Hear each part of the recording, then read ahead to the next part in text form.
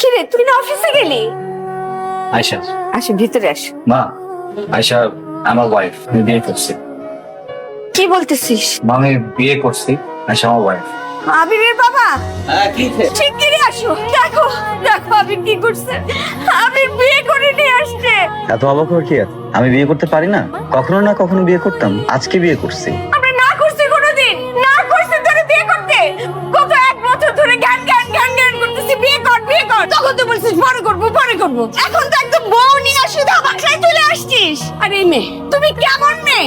একটা অপরিচিত বাড়িতে হুট করে চলে আসছো। তোমার বাবা মার কি কোনো আক্কেল টাক্কেল দেয় নাকি? কি বলতেছো তুমি এসব? আমি একজনকে বিয়ে করে নিয়ে আসছি, এখানে তার বাবা আমার আক্কেল জ্ঞানের কি আছে? সে একটা ভালো ফ্যামিলির মেয়ে, অবশ্যই আক্কেল জ্ঞান আছে। আর তুমি এরকম বাহির থেকে একজন মানুষ আসছে, তার সাথেই ব্যবহার করে আমাদের কি পরিচয় দিচ্ছ তুমি? তুমি নিজের বিহেভিয়ারটা ঠিক করো প্লিজ। এই দীপু, ভাবিকে ভিতরে নিয়ে যা। বলছি না একবার ভিতরে নিয়ে যা। কি শুরু করছো ভাইয়া তুমি এগুলা? হ্যাঁ, মায়ের সাথে বাজে ব্যবহার করতেছো, ওর সাথে চিল্লাপাল্লা করতেছো। বাবা তুমি কিছু বলতে পারতেছো না? চুপচাপ দাঁড়ায় আছো। চিল্লাইতেছিস কেন? চিল্লাইতেছো তুমি, মায়ের সাথে চিল্লাইতেছো না? নেক্সট টাইম যেন এরকম না দেখি। তোকে বলছি না ভাবিকে ভিতরে নিয়ে যা। শুনছি বিয়ের পর মানুষ বদলাই যায়, কিন্তু তোমার ছেলে বউ বাড়িতে পা রাখার আগেই বদলাই গেছে। প্রত্যেকটা সিচুয়েশনে না একটা এক্সপ্লেনেশন থাকে। তুমি কি আমাকে একবার জিজ্ঞেস করছো আমি কোন সিচুয়েশনে পরে কাজটা করছি? মানুষ না কোনো কাজ কারণ ছাড়া করে না। সবসময় না রিয়্যাক্ট করলে সবকিছু সলিউশন পাওয়া যায় না। আমাকে একটু সময় দাও, আমি সময় মতো তোমাকে সবকিছু বলবো। সব শাড়ি জি, আমার আসলে আপনাকে একবার জিজ্ঞেস করা দরকার ছিল।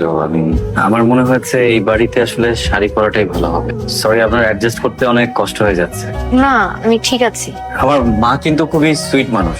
মানে বাড়ি বড় ছিল তো, আমি প্রত্যেকটা বাড়িতে স্বপ্ন থাকে ছেলের বিয়েতে কি করবেন না করবেন, না জানিয়ে বিয়ে করে ফেলেছি। এই জন্য আজকে একটু আমার মার হয়ে বা পরিবারের সবার হয়ে আমি খুবই দুঃখিত। কিছু মনে করবেন না। না, এমন হওয়াটা খুবই স্বাভাবিক। আপনার মা তো আমাকে তাও ঠাঁই দিয়েছে। আমার নিজের বাবা মা তো আমাকে তাদের ঘর থেকেই বের করে দেয়। অতীতের কথা ভেবে শুধু শুধু কষ্ট পেতে লাভ নেই, তাই না? দেখুন, আপনার অতীতে কি হয়েছে না হয়েছে আমি কোনো কিছু জানতে চাই না। আর আমার আসলে বলার মতো কোনো অতীত নেই। আমি আপনাকে বিয়ে করে বাড়িতে এনেছি, আপনি আমার স্ত্রী, এই পরিবারের একজন সদস্য। এটা আপনার বাসা। এই সামান্য বিষয়গুলো মেনে নিয়ে জীবনে সামনের দিকে আগানোটাই বেটার। একটা কথা জিজ্ঞেস করতে ইচ্ছে করছে। জি। আপনি আমাকে বিয়ে করেছেন কেন? শুধু আমি তো আপনাকে বিয়ে করিনি, আপনিও তো আমাকে বিয়ে করেছেন।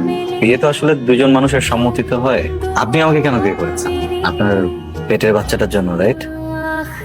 এটাও একটা কারণ বলতে পারেন, কিন্তু আমার ক্ষেত্রে শুধুমাত্র এটাই কারণ না। আসলে আমি ইউনিভার্সিটি লাইফ থেকেই কাজ করা শুরু করি। বাবা রিটায়ারমেন্টে চলে যান, ছোট ভাই আছে, বোন আছে, সবার দায়িত্ব নিতে হয়। আসলে কাজের ভিতরে এত বেশি ডুবে পড়ি যে পৃথিবীর বাদ বাকি কোনো কিছু কখনো এক্সপ্লোরই করার সুযোগ পাই। মেয়ে মানুষের সাথে কথা বলতে কেমন লাগে, তাদের মন কেমন হয়, কোন কাজটা করলে তাদের ভালো লাগে, এগুলো কোনো কিছুই আসলে আমার জানা নাই। এই বিষয়ে আমি খুব অজ্ঞ। তারপরে সবকিছুর যে চাপ, ছোট বোনটার বিয়ে দিতে হবে, ও বড় হচ্ছে। আমার কাছে মনে হয়েছে যে এত কিছুর ভেতরে আসলে আপনাকে বিয়ে করাটা আমার জন্য খুব সহজ। বলতে পারেন একদমই কোনো খরচা নেই। হ্যাঁ, ঝামেলা মুক্ত বিয়ে, সহজলভ্য। আপনার একটা থাকার জায়গা দরকার ছিল, একটা ফ্যামিলি দরকার ছিল, শেল্টার দরকার ছিল। আমারও সেরকম একজন মানুষ দরকার ছিল। তাই দুজনের কথা ভেবেই এরকম একটা সিদ্ধান্ত এসেছি। এমনি কোনো সমস্যা না।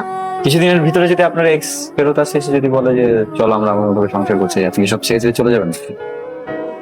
আপনি ছেড়ে যেতে পারেন, আমি কিছু মনে করবো না। ঠিক আছে, আপনি ফ্রেশ হন, আমি আছি।